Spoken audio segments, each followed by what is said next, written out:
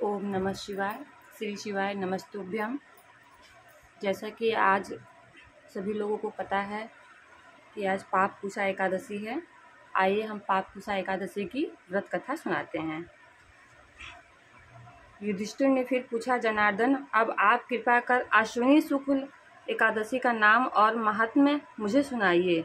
भगवान कृष्ण बोले, राजन, अश्विन शुक्ल पक्ष की एकादशी समस्त पापों को हरने वाली है और इसका नाम पापकुशा है। इस एकादशी के दिन सब अभीष्टों को देने वाले भगवान परघनाभ की पूजा होती है।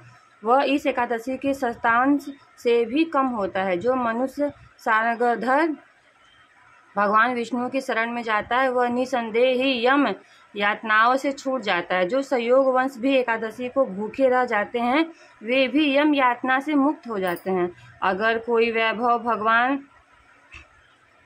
अगर कोई वैष्णव भगवान सदाशिव की निंदा करता है या कोई शैव भगवान विष्णु की निंदा करता है तो वे दोनों ही महान पातकी और नरक के अधिकारी होते हैं।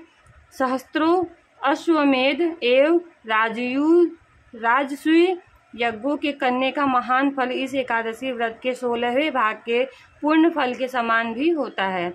इस लोक में एकादशी के समान पुण्यों का दाता अन्य कोई भी व्रत नहीं है।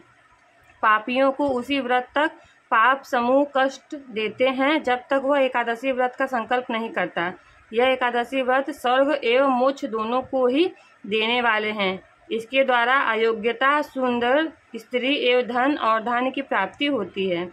इस व्रत को करने वाले मनुष्य के पितृ पक्ष के 10 कुल के पितर चतुर्भुज रूप होकर पीताम्बर और वनमाल धारण कर गरुड़ पर चढ़कर विष्णु लोक को जाते हैं।